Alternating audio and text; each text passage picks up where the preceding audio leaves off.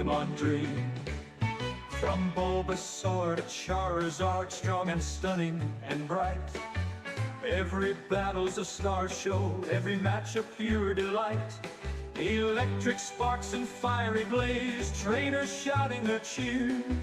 This is where dreams are made, winning's our quest. Oh dear, Vicky's Pokemon League, the best and beautiful league. In the spotlight they gleam, living the Pokemon dream. The Thickies Pokemon League, where the best and the bold. Only beauty can compete, only legends are told. Flashing lights and roaring crowd, in the ring they take their stance. Only pros and beauty queens, here they all get their chance. Thickies Pokemon League, the best and beautiful league. In the spotlight they gleam, living the Pokemon dream. From Bulbasaur to Charizard, strong and stunning and bright. Every battle's a star show, every match a pure delight. Electric sparks and fiery blaze, trainers shouting a cheer. This is where dreams are made, winning's our quest. Oh dear, Thickies Pokemon League, the best and beautiful league. In the spotlight they gleam, living the Pokemon dream. The Thickies Pokemon League, where the best and the bold. Only beauty can compete, only legends are told. Flashing lights and roaring crowd, in the ring they take their stance. Only pros and beauty queens, here they all get their chance. Thickies Pokemon League, the best and beautiful league. In the spotlight they gleam, living the Pokemon dream. From Bulbasaur to Charizard, strong and stunning and bright. Every battle's a star show, every match a pure delight. Electric sparks and fiery blaze, trainers shouting a cheer. This is where dreams are made, winning's our quest. Oh dear, Thickies Pokemon League, the best and beautiful league. In the spotlight. Good evening, ladies and gentlemen. Welcome back. The season has started. We've got matchups for week 1. We got a little bit of extra draft review, some moves, some blockbuster deals. Not really, but one perhaps. We'll touch on that. Grace is now over. These rosters are locked for the upcoming week 1. Machiavelli is back in the booth, fresh off a 3rd place finish. How you doing? I'm doing good. It's good to be back. I'm happy that the kind of a little bit of a lull, right? When the season's ending, playoffs are here, people are getting their breaks. School's starting back up for some of the TPO fans and the trainers, but we're here, and it's an exciting week 1 matchup. So a lot to check the schedule. Yeah, that is exciting. I know I'm excited to play with these new rosters that we've got. Yep. How do you feel about your draft so far? I know you just made some moves as well. Walk us through the thought process there. So I was kind of preemptively building for, I guess, not really, fully building for everybody in the league, just kind of eyeballing like matchups and what I like right now. For 12 points, you kind of want full value out of it. And I think I start 50% of my things that I kind of threw together, and that just didn't do it for me. I think you guys touched on a little bit on the post-draft recap pod, the stand chip damage. As somebody who I do like to throw focus ashes on the Ascend chip is kind of going to be annoying in some of the prep games and scrimmage, but T-Tar just doesn't hit the way I want it to hit as far as, it's as weird as that sounds, 404, I think, max attack, but I don't know, Galarian Zapdos is out there, and I feel like it's too good to be free agent. Just like having that fighting flying as you saw with Flamigo, but I just wanted to get another versatile mon, and I think Galarian Zapdos fit the. It's tough for Tyranitar these days, especially. I mean, without Terra, he does take kind of a hit too. You look at just the the top leftmost rosters there on the screen, yourself and Dev.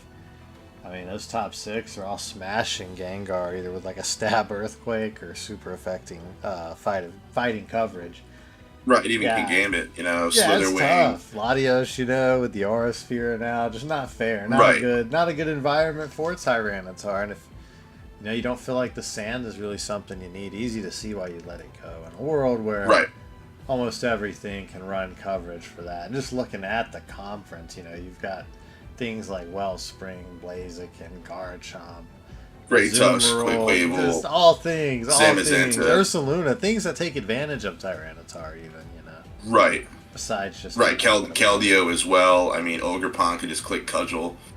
I was kind of looking at the landscape, and I didn't really, like I said, only 50% of the starting lineups.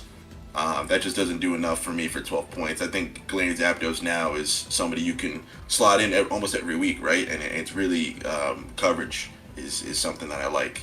And the Volt Turn.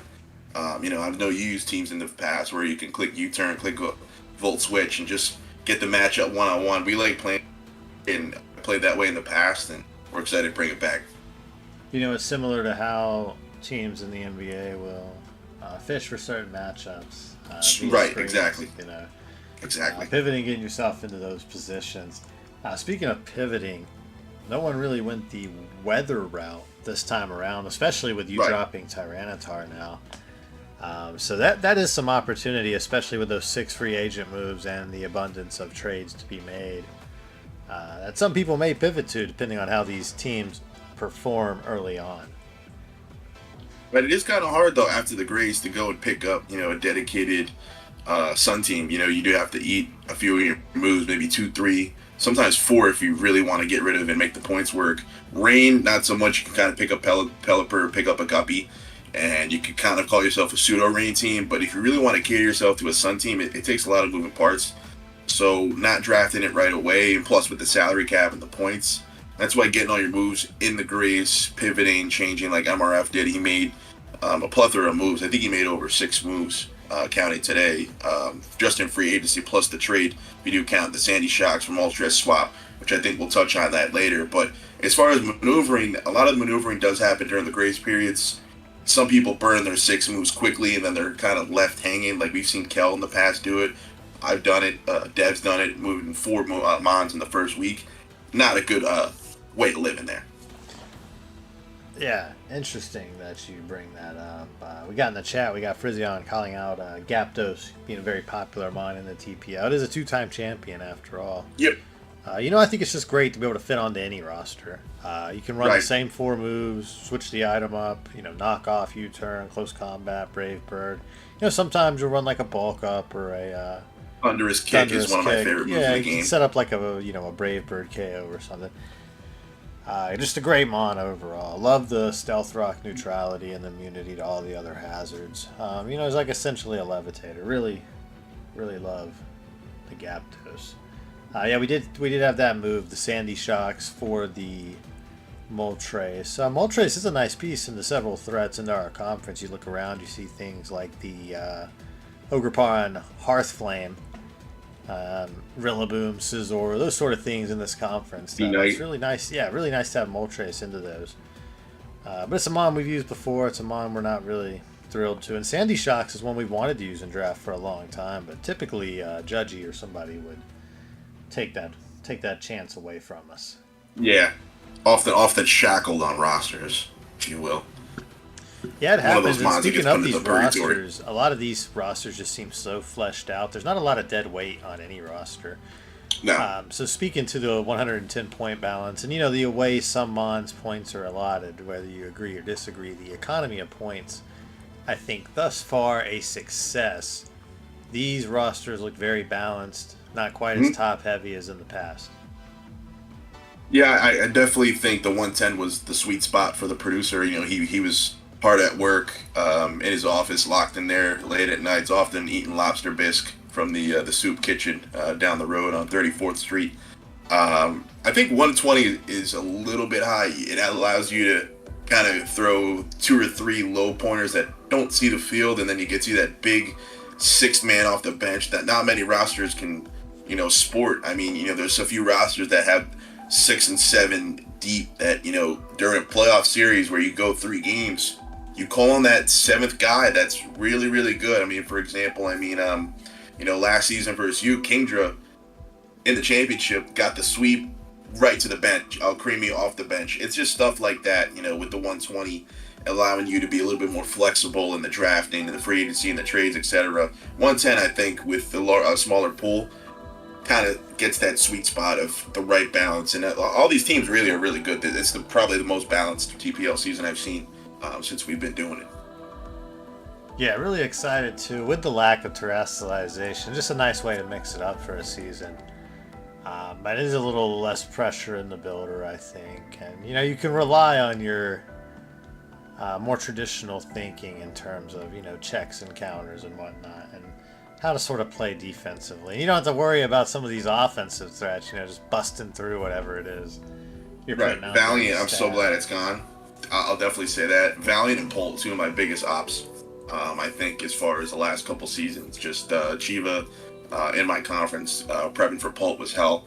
And I think whenever 2-2 had Valiant, I think that was really annoying as well. So just glad those two are gone. Now we got to deal with Great Tusken. See something like Valiant, really shackled with 2-2. Valiant wakes up next to 2-2, doesn't want to wake him up, so he starts gnawing at his arm, trying to get out of there. And, fortunately, he's free from those shackles, but he did get banished once again. Not allowed this season, unfortunately, for Iron Valiant. Anything else you want to comment on these rosters? No, I think I'll save my comments for the matchups that kind of look at the head-to-head and whatnot. Yeah, let's bring those up, Mr. Producer, and see what we're looking at here. Week 1, Castelia and Driftvale. Season 10 is live. Starting with the Castelia Conference, we've got myself and MRF 780. Now, this was a tough one. This was conference finals, I believe. Yeah, this was something. I think it's kind of like when in the the NBA, the NFL, game to something that usually you play somebody that you had a little bit of rivalry with or head to head. So I'm just gonna pull this matchup up on my computer here. 1 second. So, it's funny you guys did make a trade. It is live. The drop Komalas against the Peckerton Pipe, I believe the name is now. Yep, that's correct. Yeah. Just looking at this, Cornerstone's gonna have a really, really nice, just clicking one move syndrome this series, especially once Iron Hands is gone. And Polion is going to be a little bit tough as far as switching in, but even then, I think after some chip, it's going to be one of those series where the matchup is going to dictate. I think there's a chance it goes 3. I think MRF has shown in the past he's got the skill to get it there. Is can he get over the hump, right? Can he get over the final stretch? Yeah, he's a tough opponent, no doubt. I've seen that firsthand. Yeah, definitely. He does have some answers to some things you want to do. He has to be careful, though, with the Crocodile. If it does come, Intimidate versus Annihilate is something that you don't want to get Annihilate going, piss him off. He does have Moltres, which could actually play a decent part here, making sure Annihilate doesn't get too crazy. But, there's 2 great answers to Moltres there, Shocks and Cornerstone. I think I'm going to go Peckerton here, 2-1. Like I said, I think he's got a chance to go 3. I think he's going to have to play Pagos very carefully. I think Iron Hands will play a big role here. Just have to keep Iron Hands from Shocks and taking Earth Power and whatnot. But I think after I cudgel Moltres, I should do bonus fire damage the next turn with my cudgel. Yeah, let it sit there and stick to it. Now we're glad we got Sandy Shocks. We wanted him early in the draft. That was going to be one of our pivots after we didn't get Skarmory, and of course MRF had already scooped it. But it is a really nice piece into a lot of the conference. I like the matchup I've got here. I like my bench pieces here too. That's really the beauty of it. I feel like we're preparing, maybe 9 versus 9 or even 10 versus 10 sometimes instead of, 6 versus 7 at times in the past. I'm not going to make a prediction on this one, but we're confident. We like our odds heading into this one. We're excited to have Clefable. it's going to be another. Yeah, I think it's about time series. Clef. I think it's about time Clef got on a team. You know, I feel like every time Clef is gotten drafted, I feel like it's been underutilized. Well, MRF I had feel it. like- He did pretty well with it. Yeah, I mean that's one that that he did very well with it. But I'm talking about in the previous seasons. I Yeah, feel like it's historically, just it's been up and down for Clefable. Yeah. Historically in the TPL.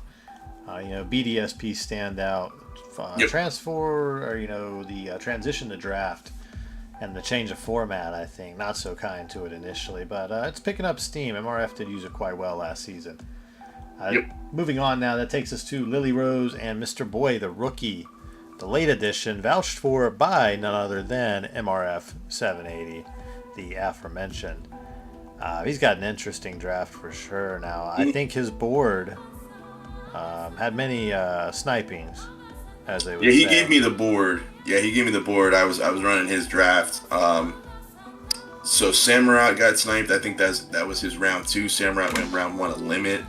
Ogerpon Hearthflame did fall to him, which I think was good for his case, just to get that oomph in the roster because it was lacking it before that. Zapdos was a big scoop, of course. He did wake up eventually, and he picked up Manaphy, I think, to salvage some coverage there as well. Goldango was the first pick, was able to get that. He also had Iron Crown in his eyes, but he wanted to go Goldango first. So,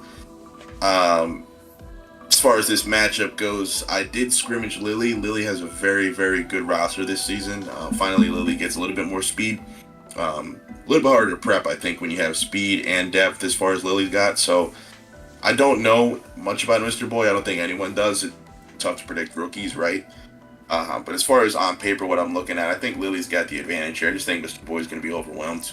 A little bit too much. Iron Boulder might have a field day here, right? If you look head-to-head, Zapdos, tough. Goldango, no air balloon, tough after a Swords Dance. Okidoki, same thing. Right, No Terra makes a lot of these matchups look things over. Iron Boulder is going to crank Farthflame if it gets a chance. It might be a big Cyclizar passing subs to people. Whimsicott may play a role in stopping Boulder, right? Maybe. But I just don't see it. I don't see a way for Mr. Boy to break through what Lily's got. I got 2 words for you, Mac. Golden Go. All right. I got a great matchup here from what I'm looking at. Able to handle Corviknight, obviously, quite easily. Iron Boulder, you do have to run Earthquake or something to really deal damage to that Goldango. And nothing really wants to switch into it on that team either. And then I think you look at Ogerpon Hearthflame, who's in a similar boat. Nothing really wanting to come in on that Cudgel. And anything that does really doesn't want to eat a Power Whip. You look at things like Iron Boulder, for instance, and Primarina. So I think Mr. Boy has the pieces. Like you said, though, we don't have an idea really of his level of play yet or what to expect. But the roster on paper, fantastic. I think when you're worrying about, Cyclizar passing subs to Manaphy and Ogerpon, whether successful or not, it does warp your game plan to an extent and can really affect how you prepare and, really item choice and moveset to an extent. So just having that as an option already puts a lot of pressure on these coaches in the builder. Yeah, I don't disagree there. Cyclizar was on my radar. Somebody I've been wanting to use for a little bit. Just didn't have the points to kind of move around and get him. I went for Deoxys that round. But I'm going to go Lily 2-1. I think Mamoswine is going to play a huge role here. Even the Goldango, like you're saying, is very, very good here, especially with the duo, the Heartflame. I just got to go with what I know, and lean on Jolteon pivoting into, resists. I think getting chip on Goldango will be key, especially with Jolteon. Maybe, if there's no Mudsdale, you're free to run a Specs here, right? I think that's something to look at. I'll go Lily 2-1. Yeah, I'll go Mr. Boy 2-1. I like his odds. He comes highly recommended. And I really like the matchup he's got on paper anyway. So we'll see what happens there. We're in disagreement there. We'll revisit this one next week. Which brings us... Doggly. Yeah, Ogly Logly. Great name. Great logo. Yeah. Love to see it. Swaggy Boy and Staying Safe. This is a highlight matchup. This is 2 very, very, very good coaches going at it. Week 1. Yeah, I think head to head, I'm excited to see this one. We didn't get a chance. Um, Swaggy told me in DMs that he didn't really have a draft plan. He was kind of drafting things he never used and wanted to use. Staying Safe had a little bit more of a coordinated, put together thought process, but I think that gets thrown out of the the book when these guys go head to head. I think skill wise, Swaggy has a little bit of an edge, but I think Staying Safe wants to make a statement here. According to reports, Staying Safe also somewhat cobbled together this draft after early picks really, I think, stunted his board. Forced to pivot early and make some changes, and I think it turned out pretty well for both coaches, actually. Swaggy, despite that and the manner in which he was drafting, put together a very good supporting cast, especially for that Dragonite there, with the Tread supporting it, with the Meowscarada supporting it, and with the Mew. Mew very versatile. You can use it, as a hazard setter, screen setter, something of a suicide lead. We've got like expert belt sets that are good into a lot of matchups, especially where you're faster and can really tailor that coverage. And on the side of Staying Safe, you love to see that Rillaboom and Scizor duo, and Rillaboom along with Arcaludon really, discouraging those earthquakes. It's pretty good. I like what I see from both of these. I think Swaggy, just based on the body of work, probably has the edge. Yeah, I think Swaggy should have the edge. I'm going to go Staying Safe, though. I think Scizor has a great matchup here, especially down. I think Blastoise after a Shell Smash, same thing, Volcanion down. It's going to be tough to have answers for that, for Swaggy, right? I mean, we've seen in the past, when I had him, 6-0'd a Swagster in a series. Didn't get the win, but, he does have a history of big series. I think without Terra, Blastoise is going to have a tougher time blasting through Volcanion, right? But still, I think +2 Dark Pulse, depending on what set Swaggy's running, is going to do enough. Later on, Thundurus can come in, clean up. I think setting up Iron Moth is going to be the key here as well. Just getting going. So I don't know. I feel like he's got the. We've seen in the past. It doesn't matter. Yeah, I really like Scizor here too, like you said. I think a fast SD set is a bit of a weakness that Swaggy is going to have to cover in some way. I still think I would lean Swaggy 2-1 here, just based on the body of work and just the matchup I'm seeing on paper here. I mean, no matter how you slice it, the core, especially that top 3 Meowscarada, Treads, and Dragonite, in the hands of a coach of Swaggy's caliber, I'm gonna have to go with what I know, as you said about one of the prior series that we covered, and I'm going Swaggy 2-1 here, having just faced off against him.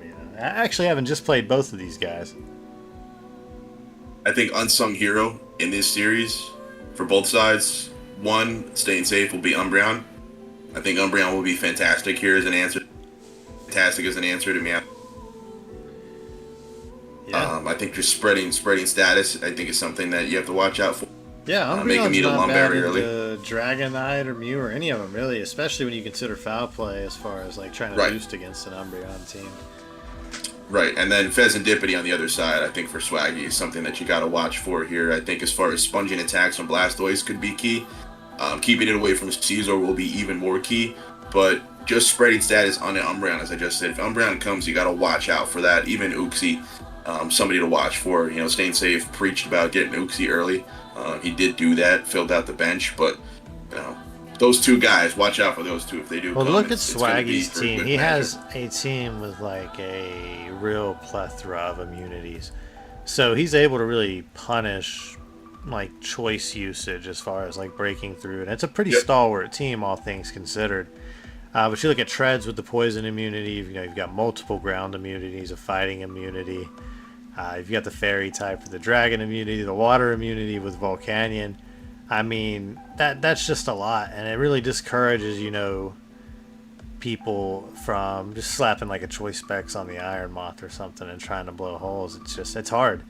And Swaggy, he's good enough. He's going to punish those free turns. You just really can't afford them. And that's another reason, from looking at his roster, that I would lean towards Swaggy this week.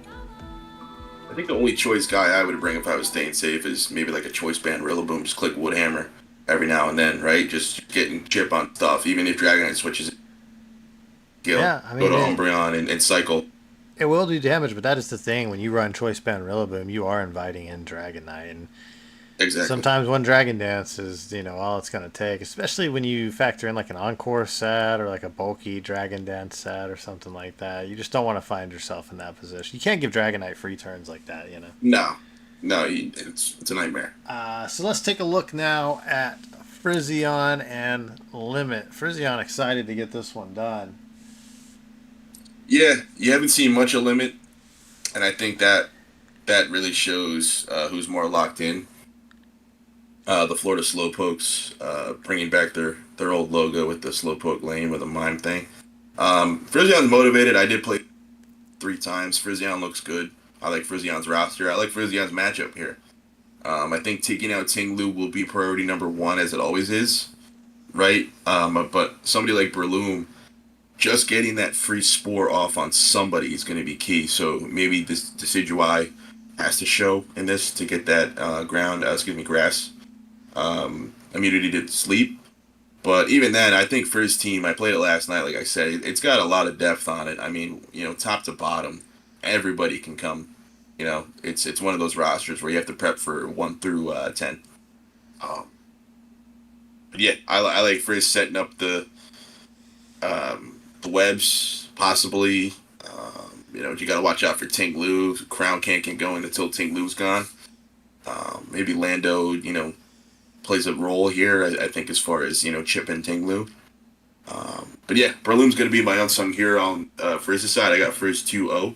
I think he's motivated. I think he's Bold locked prediction. I think Limit's got a pretty decent matchup here. The problem with having Tentacruel as removal here is that Ting-Lu and Samurott both really do not care in. Yep. about Tentacruel. Will stare it down and will beat it and keep setting up the hazards. So that's the problem Frisian's going to run into. I'm curious to see if we see maybe some, Misty Terrain, Halucha shenanigans going into Frisian here. It does have the Lando T to, really come in on the Halucha and put a halt to a sweep if necessary. But, if it's taken any prior chip damage, a +1 acrobatics could be it for Lando T. Hydreigon did get the call back to the Frizzcore roster. Excited to see what he does with it. Not a Terra Captain this time, but I think Frisian touched on some of the versatility of Hydreigon in the past. I think he's ready to sort of take it to the next level, and it's got a pretty solid matchup here, especially if you could get maybe, rocks down and get a couple U-turns off against the Ting-Lu or something like that to wear it down. Hydreigon could be pretty great, especially late. I like Frisian's roster. I like Limit's roster. I give the edge to Frisian. He just, so far, obviously he seems to want it a little bit more. And he's got a pretty good matchup, like you said. I'd take Frisian 2-1. Yeah, I would just slap like a choice band on Lando. Just click U-turn into Ting-Lu a bunch of times. Right? He's got no way to pass a wish off to it. Something like that, I definitely take a look at. I think taking out Ting-Lu is priority number 1. And then, you have to watch out for Metagross because, as we've seen in the past, I think I did it last season using Metagross to stop Iron Crown spamming, the Tachyon cutters. Yeah, Metagross has a great matchup because, like you said, it can take Psychic Stab, it can take Steel Stab from Iron Crown. Right. It's threatening to one-hit KO Sylveon. It's doing a ton to Snorlax. It's going to beat Breloom if it's Meteor not Mash will beat Regirock eventually. Yeah, Tentacruel's eating it. Lando can't intimidate it, so it's taking full damage. Metagross is a great Pokemon. It's got a great matchup here. I loved using it. Yeah, I love building with it. Limit has the tools, but so does Frisian. Yep. Let's take a look now at the Driftvale Conference. We're going to start with you and Greedent. This is Veli, known Lawbreaker versus a Lawman, Greedent, the Pickler. So something of a vendetta there, for sure. Great Tusk, Quaquaval, and Hatterene. Just a great roster, those top 6, and it does fall off some after that. What are your thoughts heading into this matchup? So, I kind of looked at it very briefly as far as when the matchups dropped, but something I do note not to give away my total game plan, but it's going to be tough. I mean, Deoxys Speed is obviously going to be my hazard stacker for I think most parts of the season, especially with T-Tar gone now. It's really more him and Excadrill taking on the role of getting rocks up. I don't want to be clicking rocks at all with all this stuff going on, so I think staying away from setting up hazards is something that I think, as far as coverage and removing hazards and blocking hazards, I think Radiant's got the most in TPL history. Tusk's probably the best spinner in the game. Cable, sneaky good spinner. Hatterene just blocks it, in general. So I think setting up hazards is not really something towards. I think it's just taking, one by one. He's got a tough core. He's sporting a very, very tough core. Hatterene, Heatran, Clodsire, Tusk, even Hydrapple. He's got a Dragon Steel Fairy core that's very, very tough, but it is very slow. So I think speed is going to be, no pun intended. I think, Deoxys is going to play a big key role this series. So it's going to be tough, but I think we can do it. I think we've got the coverage, and I think without T-Tar, who actually wasn't going to start this game, I think without T-Tar now, that Galarian Zapdos does give me a little bit more flexibility into Tusk and Quavo. Just got to stay away from Kilowattrel, obviously. But yeah, we'll see. It's going to be fun. Sunday night, 7 Eastern. I think Dusclops is somebody to watch for off the bench for the side of the Pickler.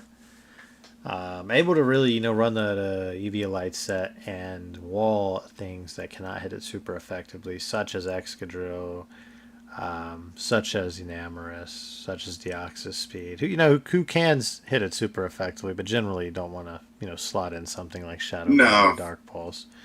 No. So, yeah, somebody to watch for off the bench. But that top six is very, very stout, tough to break through.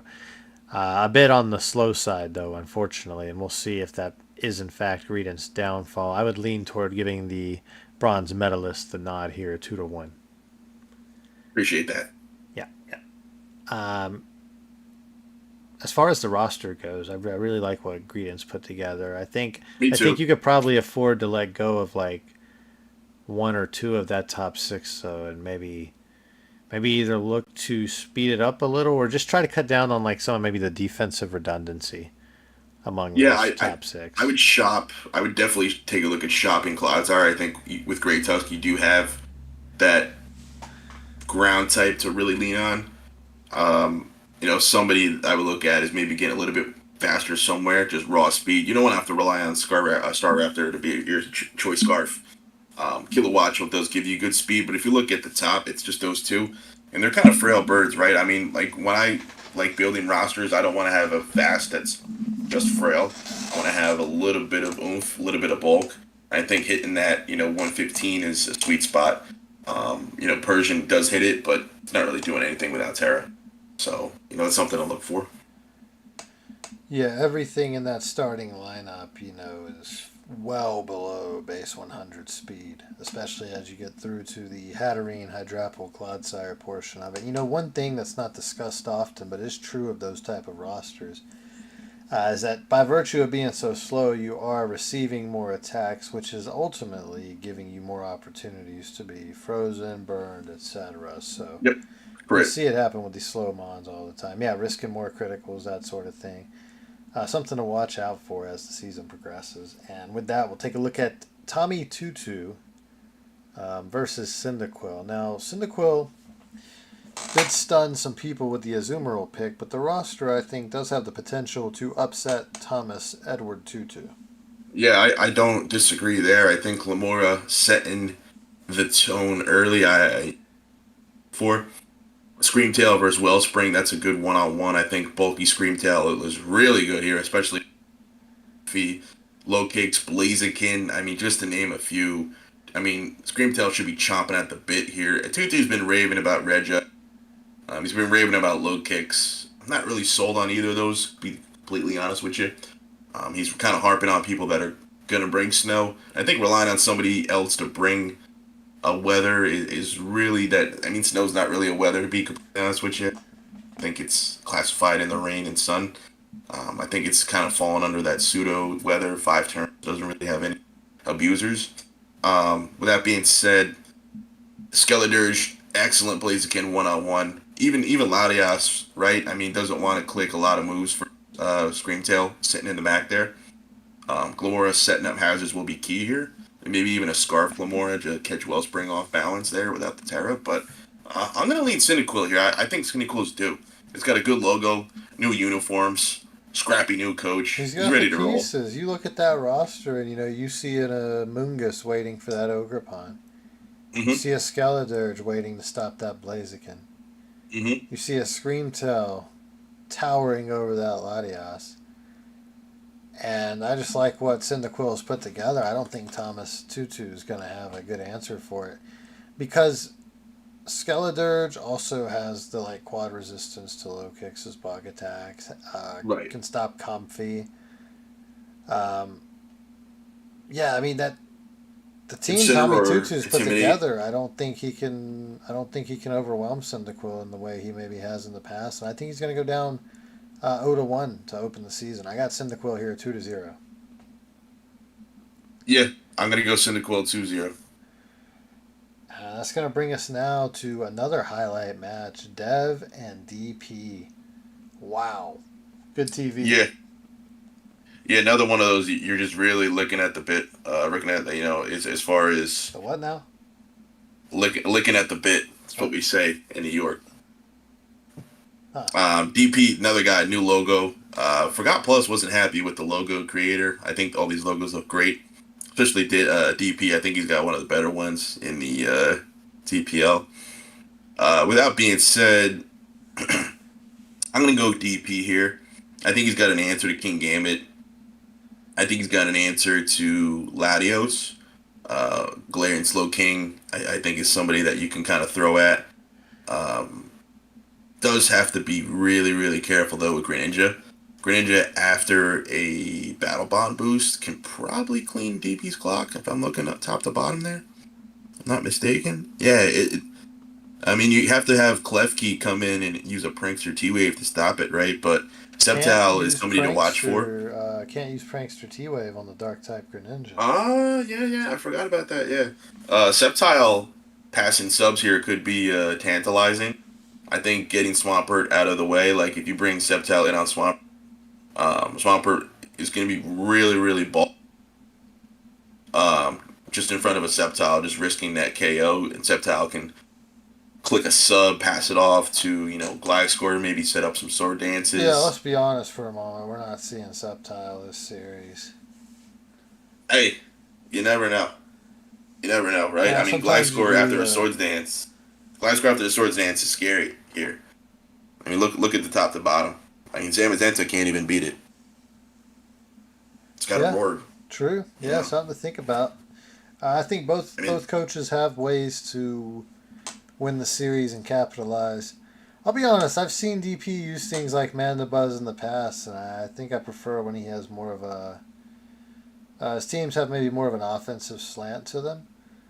I think Mandibuzz is just really easy to punish when it's your primary form of hazard control too, especially if you're trying to maybe free up an item on Volcarona or just right. Give your guys like Zamazenta a little more longevity.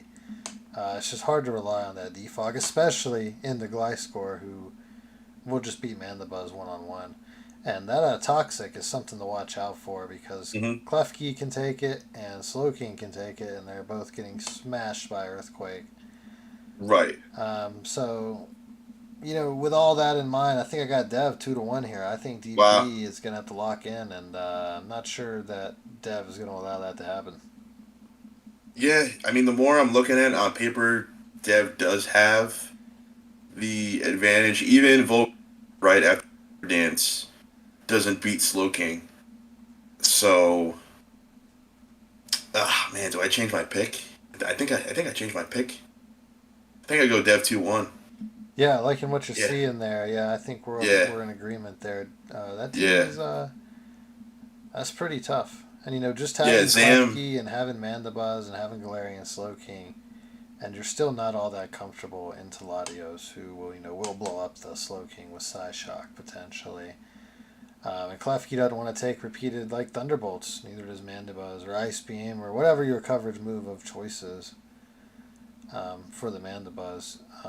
We do have Frisian in the comments. Sorry to cut you off. Frisian in the comment. Going back to last matchup, Frisian had a Cyndaquil 2-1 in a scrappy series. So 3 picks for Cyndaquil, no picks for Tutu tonight. Yeah, no surprise there. Nasty guy. Um, Not the best matchup for Zamazenta. Not what you want to see. Not what your No, first round pick wants to see either.